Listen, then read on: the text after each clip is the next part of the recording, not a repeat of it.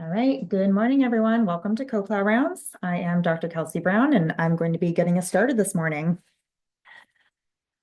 Um, so the first case, I should actually change to the correct screen. There we go. So our first case, I had to grab a representative photo because we did not take a gross image of this globe, but it would look something like this. So this is the globe from a 15-year-old male castrated Chihuahua. And the history we were provided was corneal mineral degeneration, suspected intraocular mass, glaucoma, iris bombay, and hyphema. This dog also has a history of a grade 4 out of 6 heart murmur, as well as systemic hypertension. So grossly, we can notice a few things here. We do have hemorrhage within multiple chambers here, kind of obscuring the uvea to some degree. So within our posterior chamber in vitreous, we also have retinal separation and hemorrhage within our subretinal space. And there indeed is a mass. In this particular gross image, which is representative, it's more affecting the choroid. We saw it affecting the choroid as well as the ciliary body. So perhaps it's a little bit more up here in this actual case. So let's show the histo.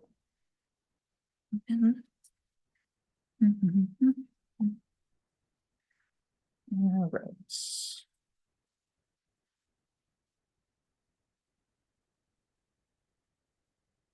Well, they're very good at doing this, so bear with me. Okay. Get this a little more centered. So in the subgross view, our cornea is going to be on the left. This particular section does have some processing artifacts, so we don't have the entire globe on the slide. So this defect in the cornea here, this defect in the posterior segment of the globe, these are artifactual. They just didn't get trimmed in with this section. But we can see that there is indeed hemorrhage within the anterior segment. I'll show it when I put the slide actually on the stand, but we can kind of make out the iris leaflets right here.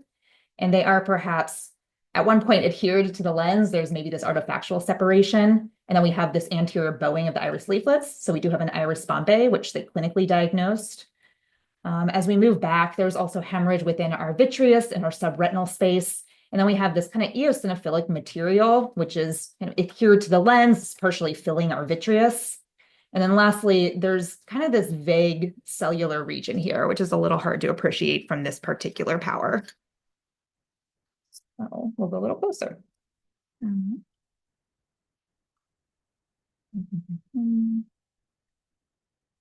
right. So this globe has flipped 180. We now have our cornea on the right. And as I move left, this is going to be going towards the posterior segment. And again, just an artifactual loss of cornea. But what is real? We do have an area where the corneal epithelium, which is going to be right here, becomes discontinuous. So there is an ulcer. And then the adjacent epithelium is elevated from the corneal stroma by this narrow cleft. The exposed anterior corneal stroma is kind of overlain by this deeply basophilic material, which is mineral. And then as we go deeper, there are some changes to the stroma too. So we can make out maybe there's increased cellularity. We have these very, very small blood-filled channels. So there's some vascularization in the cornea. And then there's also a kind of subtle change in the stromal quality. It's a little more dense collagen. It's a little bit more cellular. So there's some fibroplasia too within this corneal stroma. As we move back, so iris leaflet, our iris does have some areas with cellular infiltration. You kind of see here's that area where it was at one point adhered to the lens, and we have that bowing, so iris bombay. Move back. There's also a membrane extending from our ciliary body, all of this, and it's extending over our lens capsule. There is some cataractus degeneration. So right here, we can see some mineralization and liquefaction of the lens fibers. And then as we move back again, we've lost a little bit of our sclera here. There we go.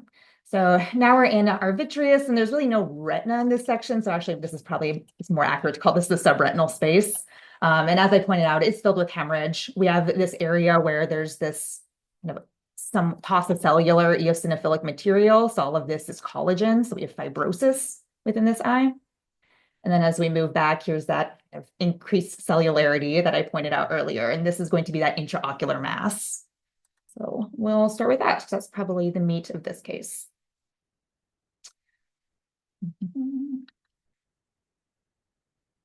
Okay. So this mass is composed of a homogeneous population of cells. So this is a neoplasm. A little bit more closely to show that. And in a lot of regions, these cells are kind of just forming these solidly cellular areas. It's hard to make out any patterns, and they don't have very distinct borders. As we move around, though, we can start to find areas where these cells are forming these variably sized irregular vascular channels that are filled with blood.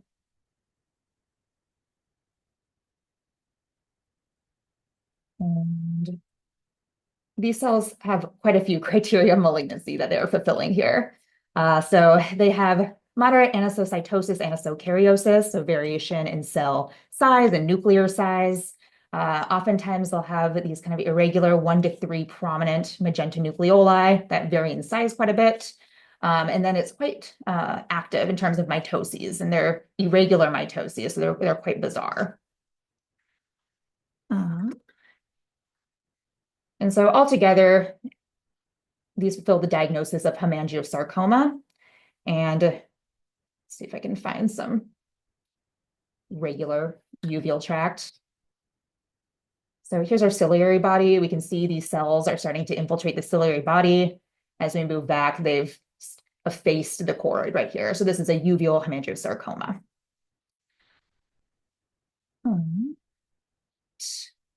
And there's a lot of necrosis and hemorrhage associated with it. And as we move over, there's that area with all that fibrosis. And there's evidence that this has been bleeding for a good amount of time. So all of these cells here with this pigment, these are hemosiderin and hematoidin-laden macrophages that have just cleaned up all of this blood. And over time, it's just organized to form this kind of mass of collagen. And sometimes there'll be little neoplastic islands embedded within it. Okay. And on this slide, one other thing I just wanted to show, a slightly higher power, it's just this ulcer. So as I mentioned, we do have mineralization of the exposed anterior corneal stroma. And then we have this little cleft next to the ulcer. So this flap of epithelium is exhibiting a loss of polarity. So I can actually go back one more, move over here to where we have our more intact corneal epithelium, and we can see a nice basal layer, and then it moves, as we move anterior, it kind of has this nice stratification. When we look at this cleft here, we don't really see that normal organization. So we've lost polarity. These cells are making these weird little whorls, so eddy formations. Ooh. And so altogether, this finding of the ulcer with this cleft, this is consistent with an indolent ulcer. And then one last feature that I'm going to show, I'm going to switch slides really quick. And again, we have our cornea on the right, very similar findings here. And I'm just going to move all the way back. In this particular section, we actually have our optic nerve, and we have our retina showing that it is truly detached. With our neoplasm here that's kind of floating in a different section, it was probably still connected to our choroid, but we haven't really captured that here.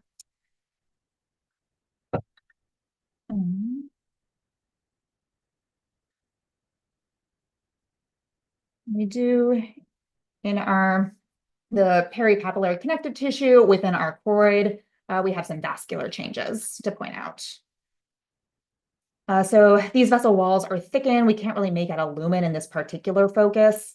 And in this one, the walls are thickened by this eosinophilic kind of hyalinized material. Other areas here. Here's another one where really the lumen is totally indistinct, and maybe we have increased numbers of myocytes in the tunica media. They're pretty plump. So we do have a vasculopathy in this case as well. Here's a nice one right here too. Which the clinician provided the history that this dog has systemic hypertension, and these changes are consistent with a hypertensive vasculopathy. A little bit of a twofer in this case. All right. PowerPoint. There we go. So this is a laundry list of diagnoses. I tried to clean it up a little bit, but most importantly, we did diagnose a uveal hemangiosarcoma, which was completely excised.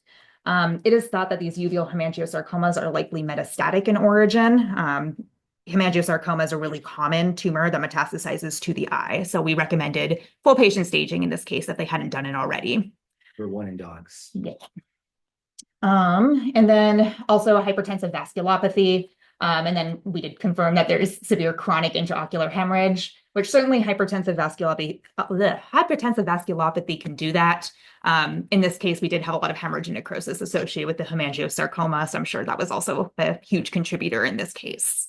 And then I pointed out we had quite a few membranes that were associated with the ciliary body, with the iris around the lens, and we had the iris bombae, all of which caused secondary glaucoma. All right. So that was my first case. Okay, the second one. So this one's kind of an easy gross diagnosis, but oh yeah. Okay, yeah, thank you. All right, so this next one I have is a 5-month-old male intact dachshund. And history, here it is. So the dog presented for evaluation of squinting and corneal edema, and they diagnosed him with uveitis in this eye. Let's see, 3 days later, he came back in, was diagnosed with secondary glaucoma. They said it continued to worsen, and let's see, 5 days after initial presentation, they suspected that the eye had perforated and they enucleated it. So kind of have a major thing to focus in on here. There is a very large grass awn within the eyes hanging out in the vitreous here. Once we look past that, we can also notice that there is indeed a corneal perforation. It's kind of paraxial right here. And we have all of this kind of fibrinous or friable material that's extruding through it. There's similar material within the anterior chamber, posterior chamber, and the vitreous. And then here are our iris leaflets. And we have this one that's kind of diving forward and partially prolapsing through that corneal defect. It is hard to make out a lens. And when I was looking at this grossly, I just said there was a white firm structure within the vitreous, which I think was this guy right here. I wasn't quite sure if that was actually lens or not. All right. 11.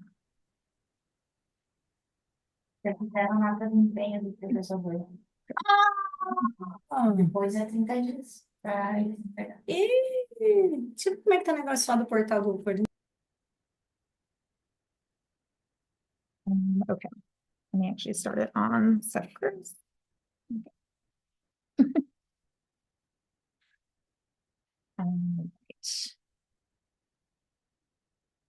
Yeah.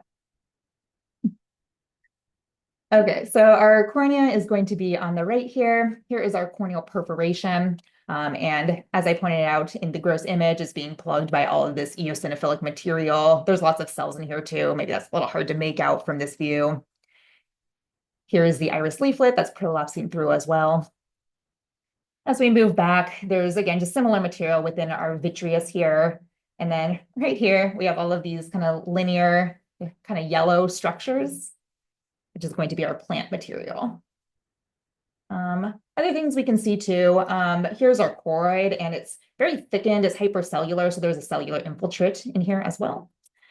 And then we do have some expansion of our suprachoroidal space. By clear space, we can see maybe just a little bit of hemorrhage. So this is suprachoroidal edema, which we see with expulsive injuries. So with corneal perforation, that's a pretty common lesion that we'll see. And then lastly, this plant material is kind of embedded in all of this eosinophilic homogeneous material, which I hadn't given much thought to, but we will definitely look at that because it is significant. Yeah. Actually, I'm going to flip this the other way. All right, so our cornea is still going to be without on our right here. Here is our giant perforation. There is pretty heavy vascularization of the corneal stroma extending from the limbus towards this perforation. There is a cellular infiltrate within the corneal stroma. And then all of this eosinophilic material, it's kind of got this fibrillar pattern. So this is all fibrin. As we move back, we can see that there's also cellular infiltrate within our iris, as well as our ciliary body and our choroid, which, as we might guess, is inflammatory. So this is a panuveitis.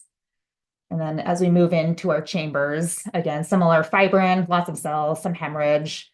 And then here is our lovely plant material embedded in this kind of eosinophilic homogeneous stuff.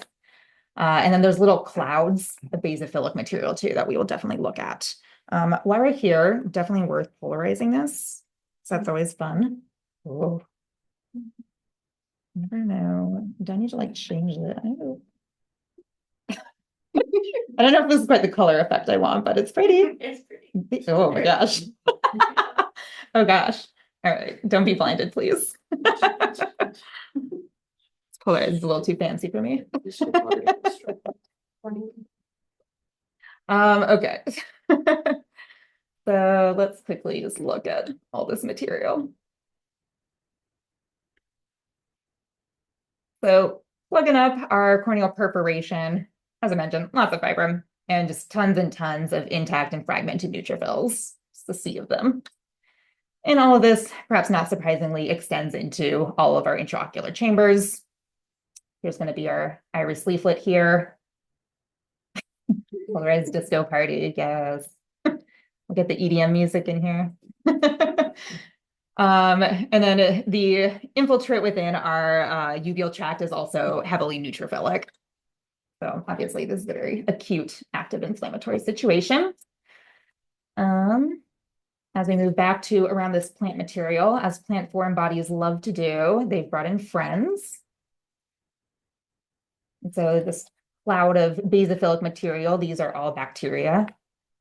And they're a little bit hard to make out, at least on this screen, but the majority of them are going to be bacilli. And then here's our plant material. We have all these little chambers, and sometimes they're just stuffed with bacteria as well. So all in all, histologically, nothing that was too surprising from what we saw grossly. Last thing to address is this eosinophilic material, which initially I thought was just some proteinaceous material. But let's change over to the other section. We can kind of look at it more closely and perhaps recognize it as lens material. Initially, I thought the lens had been extruded from that corneal perforation. But from this view, this looks a little bit more lenticular to me. There's no lens capsule to be found. So we just have liquefaction of these exposed lens fibers. They're being infiltrated by all of these neutrophils. So we do have a lens capsule perforation in addition to everything else happening in this eye, which I'm sure did not help the cause. And in this particular section too, we can actually see our retina as well as our optic nerve. And the other one, we didn't really have sections of that. It was obscured by all the inflammation.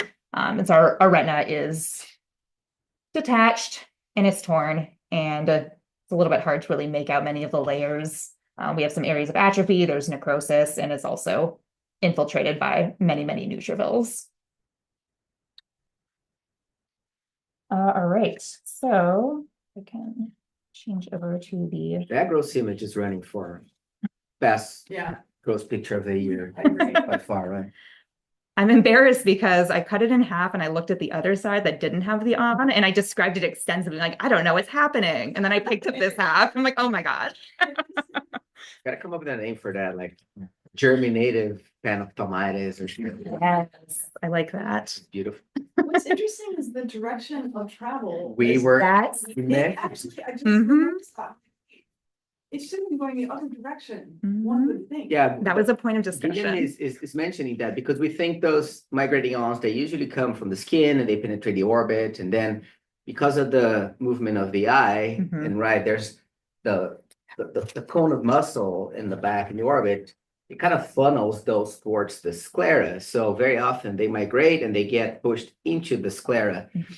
And we know about grass awns, they only move in one direction because their barbs kind of point in one direction, right? Mhm. But based on the way it's pointing here, it looks like it's coming from the front, from the cornea. Right. So I doubt that was, I don't know, stuck in the conjunctiva, subconjunctiva, and then moved.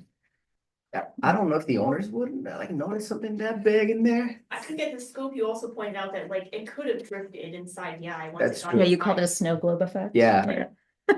So you couldn't see it from the outside of the eye? Mm-mm, no. Okay, so you No. just cut it BB and thinking. Yeah. Yeah. I don't know what's going, okay, Yeah, well. very fortuitous. Yeah, and the history was kind of interesting because initially the dog presented for uveitis, and then it was enucleated the day that it perforated. So the perforation was kind of the end stage. Right. So yeah, we Yeah, pondered I remember the that. route of Yeah, 'cause travel we discussed extensively. that. This was there before the corneal perf, so it Mhm. doesn't, the corneal perforation was probably secondary to the panophthalmitis. And where was it from? Good question. Missouri. Huh. Huh. So So most of our Not- dishes. not California. California Yeah. or Colorado, Mm. I feel like. Yeah. Cool, not cool, Okay. soft. And also, I think they often get stuck in the mouth. And Good go point. up. And go the up, yeah. gingival Mhm. mucosa. Yeah, okay, cool. I mean, they end up in the spinal canal, so it's not surprising that it would end up in the eye, right? Terrifying. But at the same time, like, it's still super impressive. Mhm.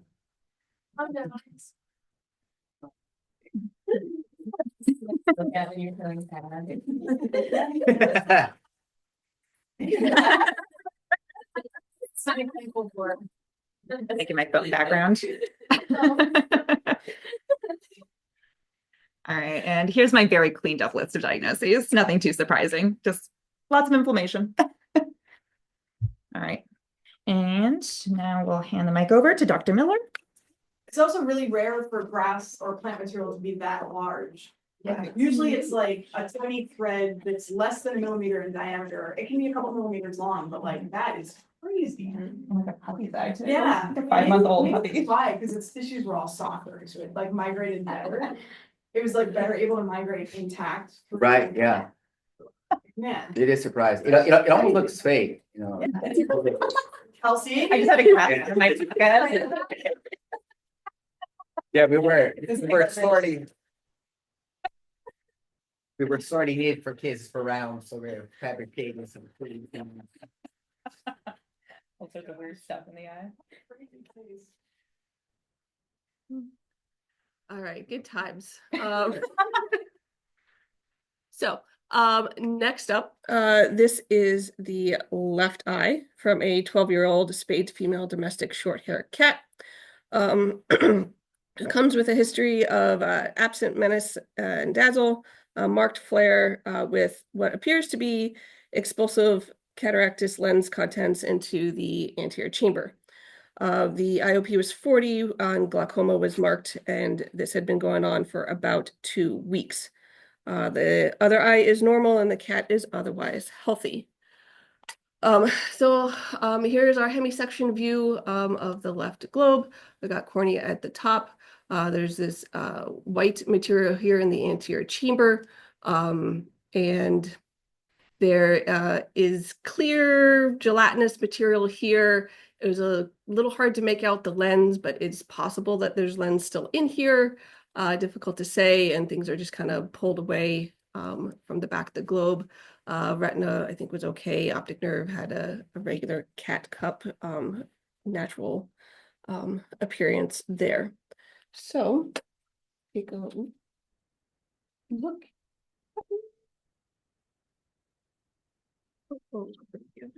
You'll see back her side. Oh, thanks. All right, so this left eye, it's cat. Beautiful. All right.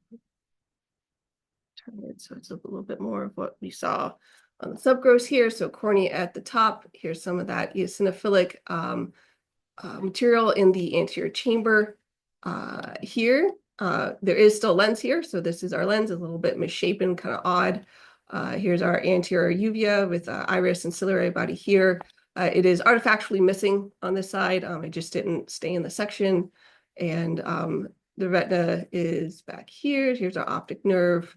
Again, a little bit more of that eosinophilic materials extends back here into the vitreous. And there's cellular infiltrate in the anterior uvea and kind of around the lens.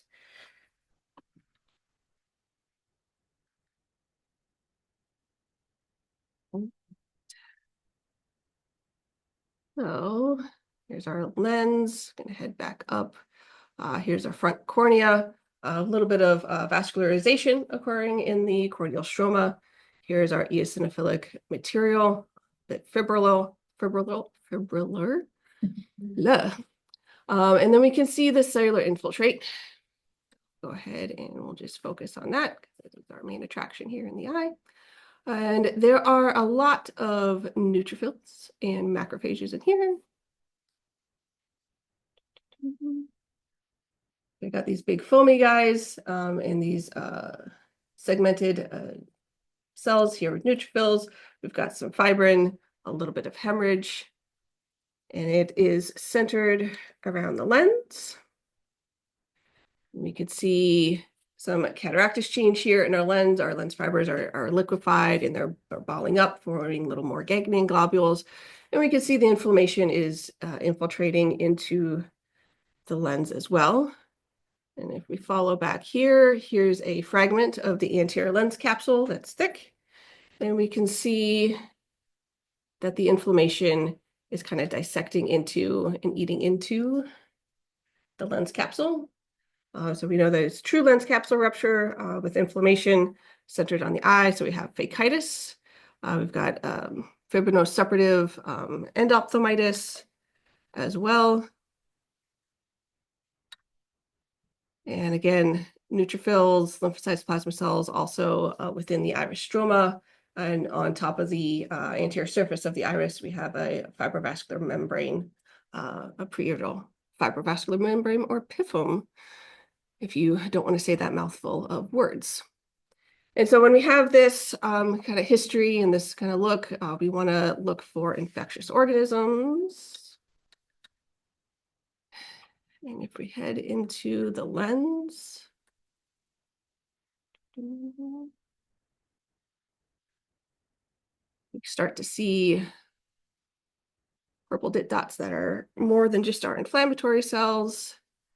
And we have a lot of colonies of bacilli here in the lens.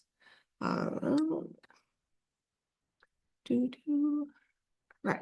So again, a lot of cataractus change. Here is more ruptured lens capsule, and we have more material kind of spilling out into and surrounding the lens. So this is pretty consistent with septic implantation syndrome. As the name implies, a traumatic event implanting usually bacteria of sorts into the lens, and then it ends up developing phakitis and endophthalmitis along with it. Every once in a while, we do get fungus, so that's sometimes a lovely surprise. But we don't always see the bacteria, but it is nice to see it when it is there. They did say glaucoma. There's maybe some mild decrease in ganglion cells in the retina here, which is a pretty typical finding for glaucoma in cats, usually more ganglion cell loss. And the optic nerve is a bit gliotic.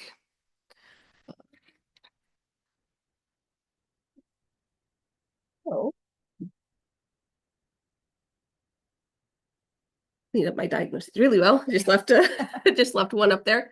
So the lens capsule rupture and suppurative phakitis with those intralenticular bacteria and cataract formation, and then that inflammation and fibrin kind of centered around the lens, which is a very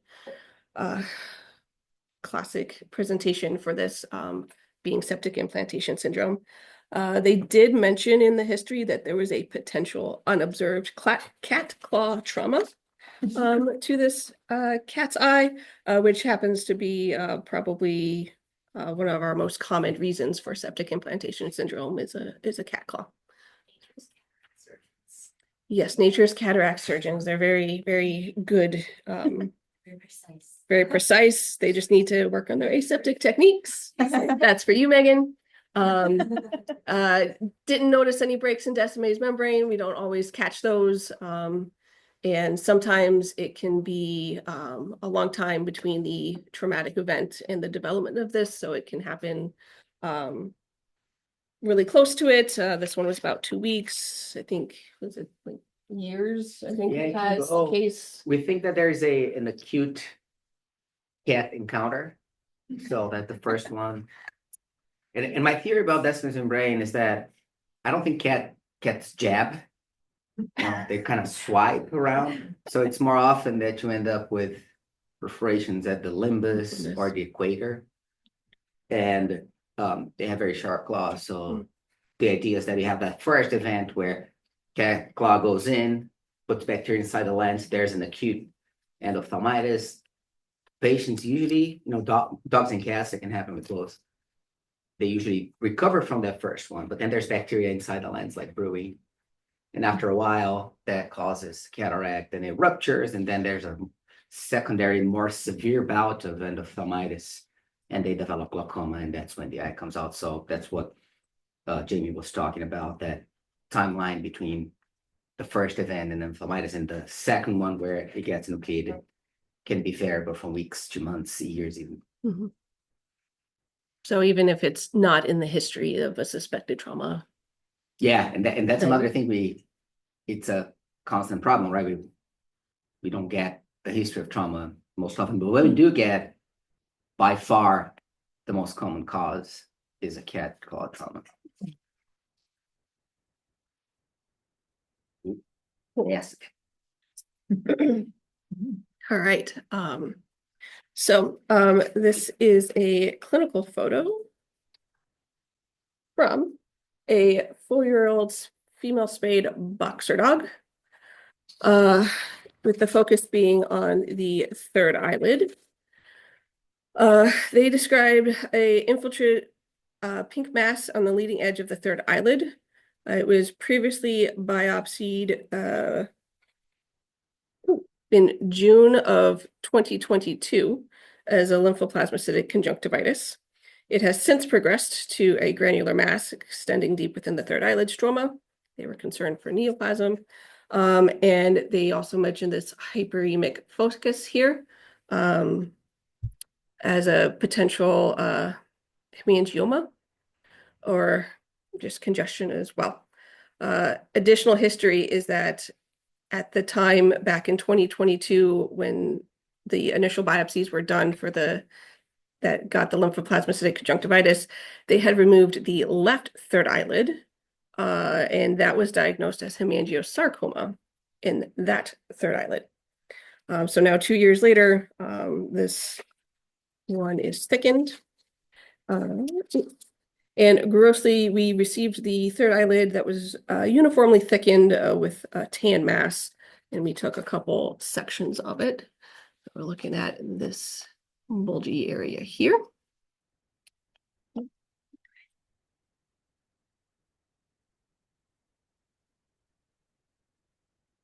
All right, so here's subgross of our third eyelid. I've got nice, the third eyelid gland here with some cartilage. We got a lot of smudgy, homogeneous, bright eosinophilic material that's lost its cellular definition here at the base, and this is all cautery artifact. And we can see more of the gland. Here's more cartilage, and then in this one, we get a really good look at our mass here that's expanding our leading edge.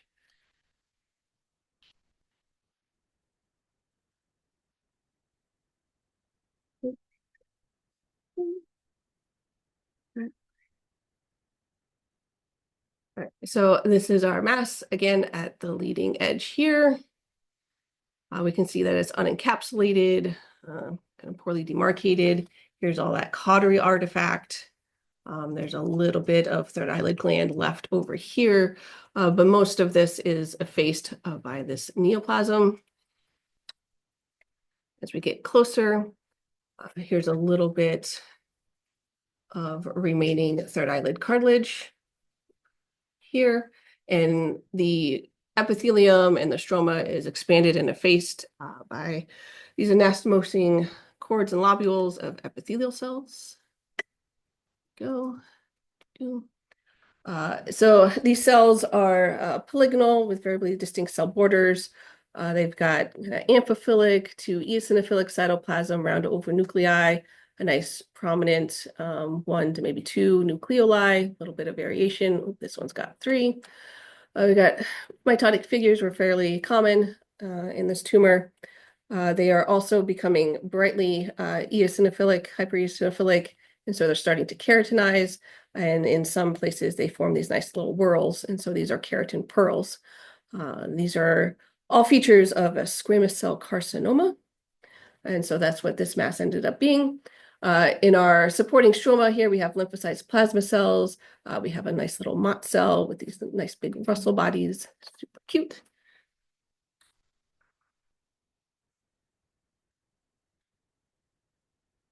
So we can see how extensive the mass is. It does infiltrate a little bit into the third eyelid gland as these little islands and trabeculae kind of come through.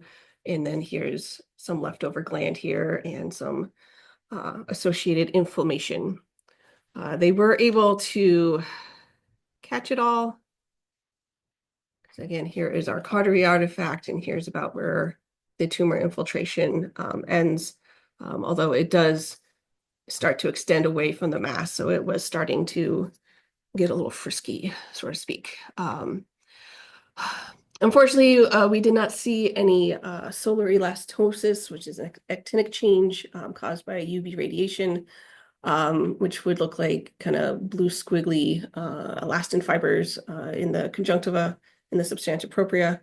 We don't always see it, but we still attribute kind of UV radiation for these tumor developments for like squamous cell carcinoma and hemangiosarcoma, which again, they had already removed from the other third eyelid. So it was just kind of an interesting kind of two different tumors in the third eyelid of this dog. So, but they got it all. Hopefully everything will be okay. And that's what I have. So I'm going to turn it over to Dr. Kleinman's here.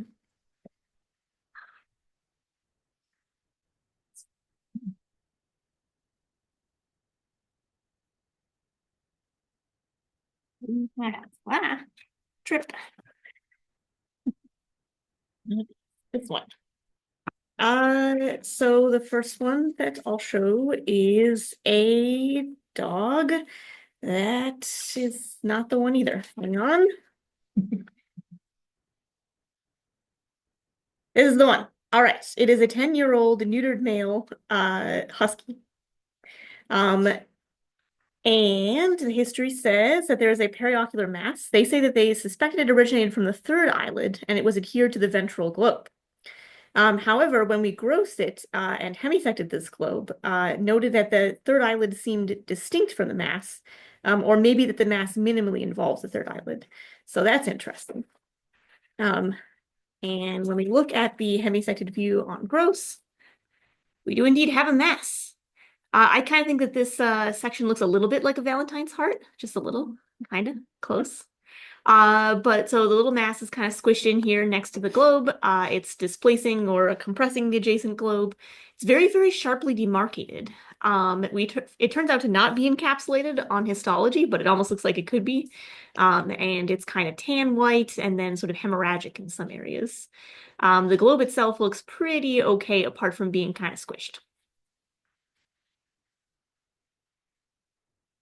That's not the right one. This one. And that one. I don't think I'm going to necessarily attempt to do a subgross. We'll consider that gross as our subgross because it's a really big globe.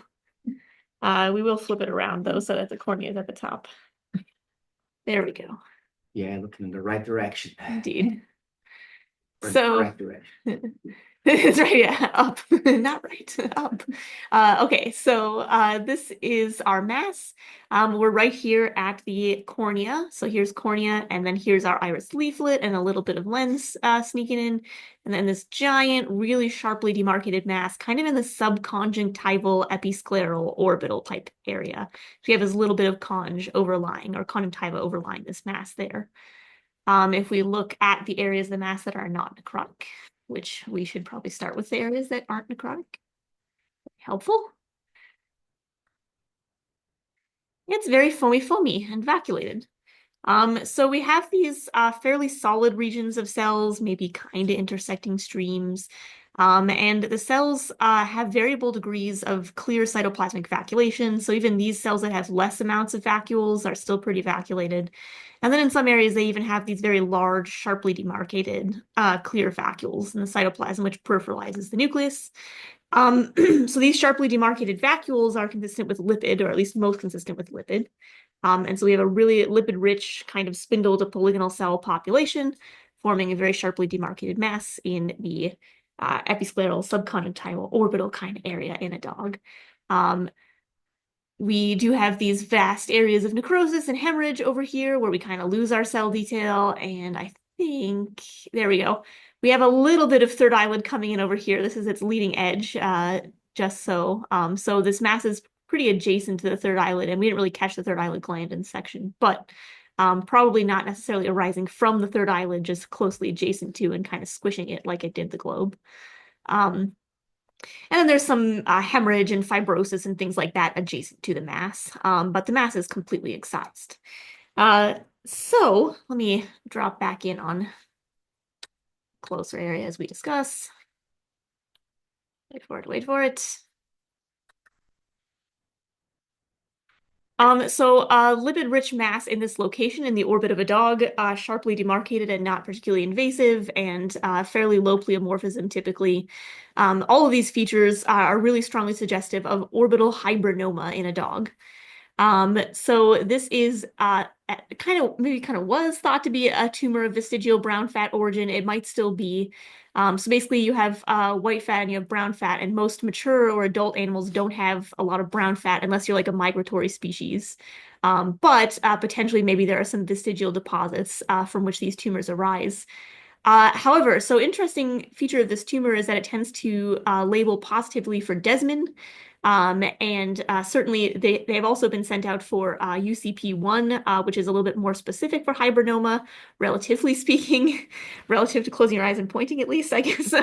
But so basically there's a strong support that they are brown fat tumors. However, there's been publications that show that there's a lot of crossover between morphologic features and immunohistochemical labeling of tumors of skeletal muscle, white fat, and brown fat origin. So it is actually really, really difficult to distinguish these, like with no doubt whatsoever, histologically, and even with IHC. So possibly this tumor actually arises from some sort of weird progenitor that's kind of common to these cell lines, but maybe we can find that out someday, sort of thing. But currently kind of presumed tumor of vestigial brown fat origin. The difficulty with these tumors is that they tend to be difficult to excise completely, but in this case, they enucleated the globe, and so they definitely got it all, which is nice. So probably good news for this dog. And here's our diagnosis. Orbital hibernoma.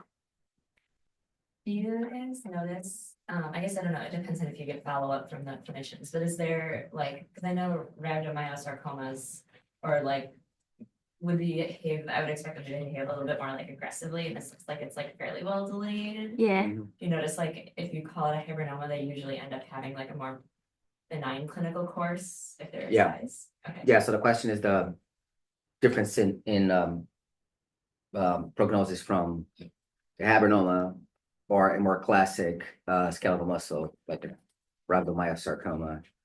These tend to do much better. Rhabdomyosarcomas are more aggressive.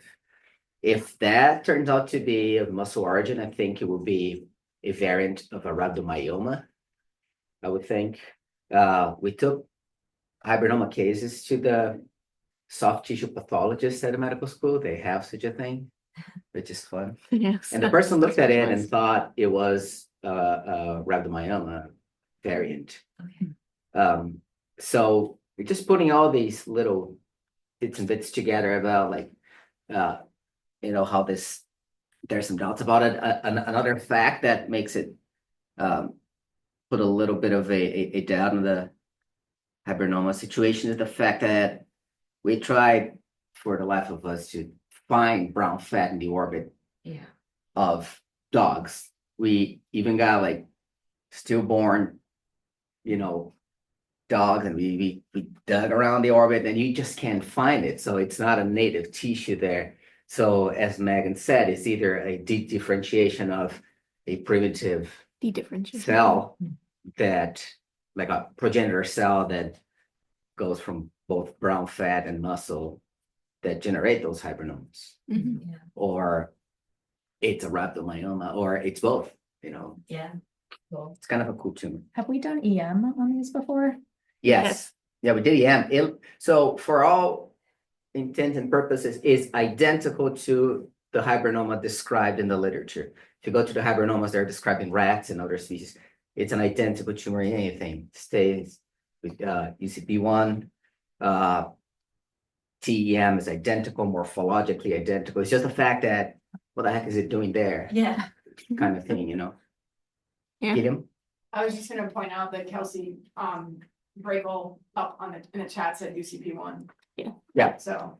Yeah, thank you to Kelsey Brakel for answering that question that somebody had in the chat. And repeating the other the marker, same, yeah. the other marker, UCP1. indeed.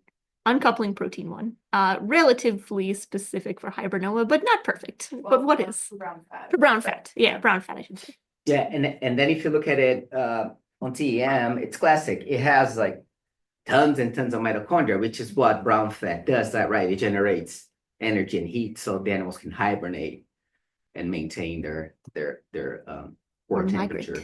Yeah. So I mean, it's a cool story. It's Yeah. still learning about it. Yeah. Cool. We still have time for this one. So we didn't get the GMS back on this one yet, but it would have been cool to have, but not essential. So we're just gonna go ahead and show this one anyway. Oh yeah, spoilers. I don't know. I wouldn't need it. Thank you, Kelsey. So this is a male long-nosed or New Zealand fur seal. And let's see, we have a history of large full-thickness corneal ulcer with prolapsed iris axially and only 2 small areas of cornea remaining peripherally. That is a big check. Agreed wholly. We probably will need to wait till histo to see cornea. Let's put it that way.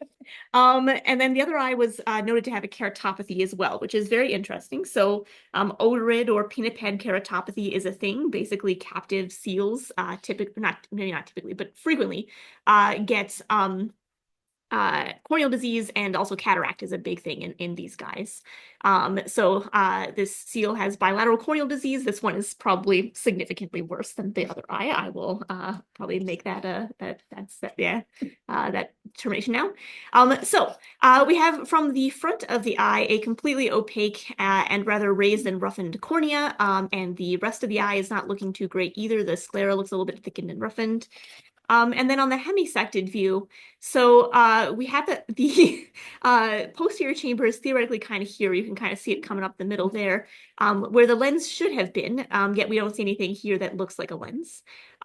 There is maybe theoretically a little bit of cornea sort of here-ish. You're gonna have to put on your imaginoscope until we see the histology. But otherwise, the cornea is basically broadly absent and replaced by this very, very thick tan brown red tissue, which also bulges significantly into the eye, and then the remaining inside of the eye is full of chronic hemorrhage and similar tan tissue. We do have a little optic nerve back here to orient you. So the pretty spectacular gross image. And let's take a look at histo. Once again, I'm not going to bother trying to do a subgross because it's a very big slide. Let's see.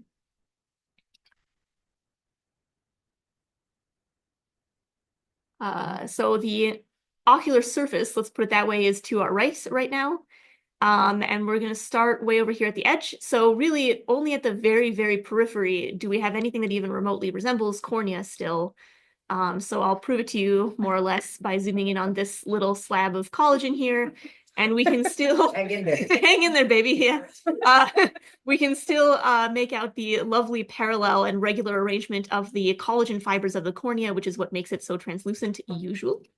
And so there's a little bit of corneal stromal remaining on that side. And then if we zoom over to the other side, just as they said clinically, just the tiniest bit of cornea remaining on that side. Here it is. Pretty inflamed and vascularized, even when it is more recognizable on the edges here. And then, so what we're actually looking at through the whole rest of this ocular surface is prolapsed iris. And this iris is just severely edematous, congested, and also very much infiltrated by lots and lots of cells, which we'll take a look at closer in a hot second. There's also some partial reepithelialization of this prolapsed iris surface. So you can see some corneal epithelium sliding along, doing its best to try and fix things. It's trying. Already while we've been zooming around, you've probably noticed that we have these huge cells that really just stand out even from low magnification. And if we zoom in closer on this population, those huge cells turn out to be multinucleate giant cell macrophages. So look at these guys. They're huge. They have a bazillion nuclei. And then certainly there's a good number of neutrophils, lymphocytes, and plasma cells in here as well. And we sometimes form basically pyogranulomas. Just stop a little bit there, just so that. Wait, there's a favorite field though. Hence the dots. Right. Let me find the field. Hang on. I'll find it. Wait for it. Beautiful. Let's see. Oh man, where is it? Hang on a second. There's one in particular that I really wanted to drop down on. There it is. Sorry, gremlin laugh. Liam calls that my gremlin laugh. But anyway, so this is my favorite field. I will stop here and quit zooming around. Multinucleate giant cell macrophages, neutrophils, lymphocytes and plasma cells, and the elephant in the room, these guys. So there is an infectious organism which is quite plentiful amidst these inflammatory cells. This was one of the better ones that I saw. They are hyphal type structures. They have both acute and right angled branching depending on which one you happen to catch. They don't really have very frequent septation, and they have fairly non-parallel walls. This one was pretty much better stained, but oftentimes they're much more kind of negatively stained on the middles. And they can get quite big. Here we go. You can see these like giant structures out here. So they can be pretty huge diameter and pretty funky looking. Even the cytoplasm of the giant cell. Yeah, the macrophages are absolutely phagocytizing these guys. They're just everywhere. Really cool. But not for the patient, but for a pathologist, really cool. Let's see. If we go low magnification and hang on, let me try and orient here. There we go. There we go. Okay, so we're kind of catching the middle of the prolapse and really inflamed and thickened uveal tract here. This is roughly where the posterior chamber should be, and just a quick scan to show you that we don't have any lens recognizable histologically either. Most likely, instead of on the driveway or the carpet, in this case, it's on the bottom of the tank or perhaps the bottom of the habitat. The lens was presumably extruded through this large corneal perforation. No lens.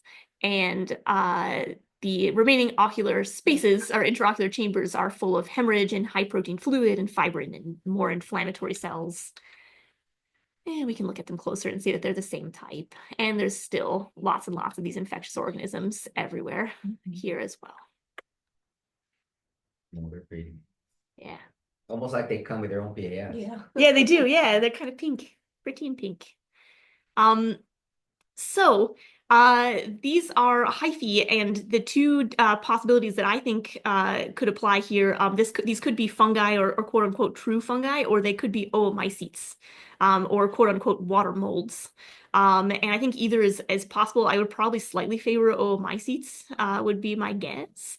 But it's really difficult to speciate these types of organisms in histology, or really impossible to speciate these down to like a specific diagnosis. We'd need further testing like PCR or culture or stuff like that to be sure. To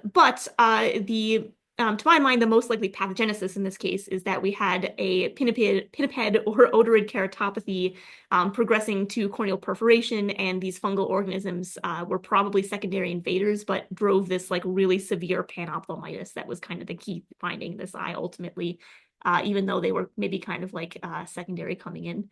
I mean, it's also possible that this was initially a infection that then drove most of the ocular disease. But my guess is it was probably keratopathy first, perforation, and then a secondary infection. Do we know anything about the seal systemically? Was it? Oh, we do know a little bit. Let's see. That's also a good point. So the LT mentions, do we know anything about the seal systemically? And that is worth knowing because a lot of fungal diseases are ocular manifestations of systemic disease, essentially. So you do worry about systemic mycosis. And they do say that this seal has weight loss. And then also pectoral fin disuse on the left-hand side. So maybe some stuff going on, but kind of non-specific. Yeah. Do you see any in that choroidal vessels or anywhere else? Not that I've seen. I was slightly I don't know. There were some vacuoles in the optic nerve, and just because these organisms look kind of funky, I wasn't going to show this, but I guess now I am. I think that it might just be like the optic nerve parenchyma often kind of looks vacuolated, and that just is what it is, and they're not really staining as brightly or nothing. The edges of these aren't really as bright as the actual organisms. So I think that they're just vacuoles in the nerve, but that's part of the reason why I ordered a GMS to be sure. But long story short, no, there's none of the vessels that I saw. I'm slightly worried that they're getting kind of invasive. And I mean, I think in general, it would still be a good idea to like keep an eye on the seal and maybe do some further testing. Because yeah, some of these organisms can get vasoinvasive. And so it's also possible, while it's possible that this could have gotten to the eye as part of a systemic infection, it could potentially become a systemic infection with the eye as like a nidus. But yeah, possibilities. All right.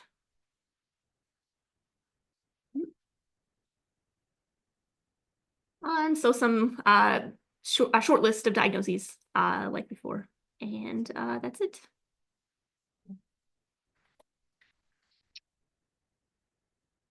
All right, everyone. That's the last one, right? Yes, that's the last one. Okay, thanks for Actually finished. joining us.